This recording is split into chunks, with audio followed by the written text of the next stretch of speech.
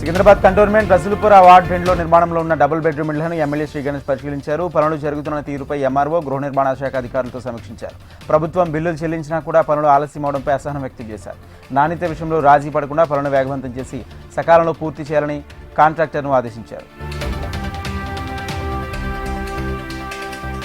Kukatpally housing board real estate సంస్థగా మారిందని Kukatpally BJP incharge Madhavaram Kantharao అన్నారు.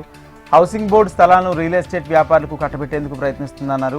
కేపీహెచ్పీ కాలనీలో హౌసింగ్ బోర్డు స్థలాల వేలంపాటను అడ్డుకునేందుకు బీజేపీ నేతలను పోలీసులు అరెస్ట్ చేశారు.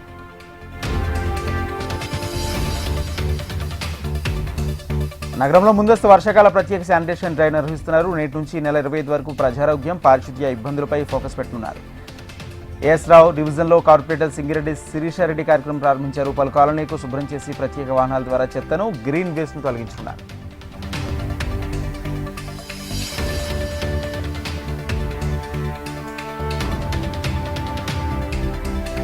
ఆర్టీసీ క్రాస్ రోడ్లోని మంగళే షాపింగ్ మాల్ను జీహెచ్ఎంసీ అధికారులు సీజ్ చేశారు. ఆక్యుపెన్సీ సర్టిఫికేట్ లేకుండా బహుళ అంతస్తుల భవనం నిర్మించారని జీహెచ్ఎంసీ అధికారులు తెలిపారు.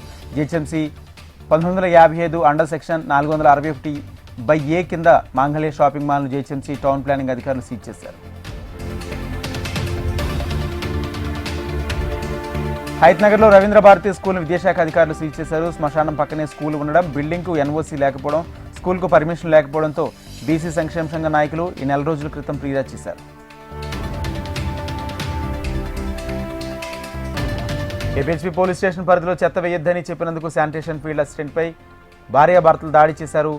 7వ ఫేజ్లో చెత్త వేస్తుండగా ఎస్ఎఫ్ఓ ఫోటో తీశాడు. దీంతో LIG 43లో అద్దెకు ఉంటున్న అమిత్ దంపతులు ఎస్ఎఫ్ఓతో గొడవ దిగి దాడికి పాల్పడ్డారు. బాధితుడు కేపీహెచ్పీ పోలీసులకు ఫిర్యాదు చేశారు.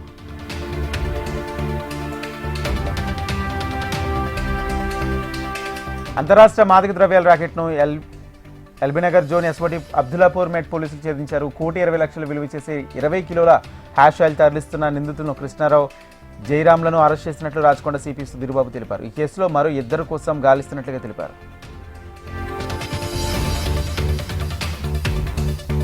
Uppal Swaroop Nagar colony road number 3లోని ఇళ్లలో భారీ చోరీ జరిగింది. ప్రశాంత్ ఇంట్లో 20 తులాల బంగారం ఆభరణాలు, 20 తులాల వెండి ఆభరణాలు, 20,000 నగదు ఎత్తుకెళ్లారు. అదే కాలనీలో మరో ఇంట్లో 5,000 నగదు చోరీకి పాల్పడ్డారు. సీసీటీవీ కెమెరాల ఆధారంగా ఉప్పల్ పోలీసులు దర్యాప్తు చేస్తున్నారు.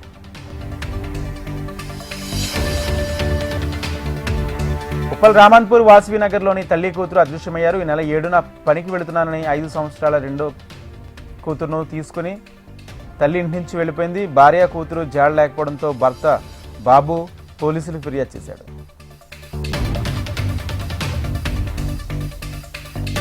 జగద్గిరిగుట్ట పోలీస్ స్టేషన్ పరిధిలోని సిక్కుల బస్తీలో పోలీసులు కార్డన్ సెర్చ్ నిర్వహించారు. బాలానగర్ జోన్ డీసీపీ సురేష్ కుమార్ ఆధ్వర్యంలో చేపట్టిన తనిఖీల్లో అడిషనల్ డీసీపీ, 2 ఏసీపీలో 4 ఇన్స్పెక్టర్లు, ఎస్ఓటీ పోలీసులు, ట్రాఫిక్ పోలీసులు మొత్తం 100 మంది పోలీసు సిబ్బంది ఈ తనిఖీలో పాల్గొన్నారు.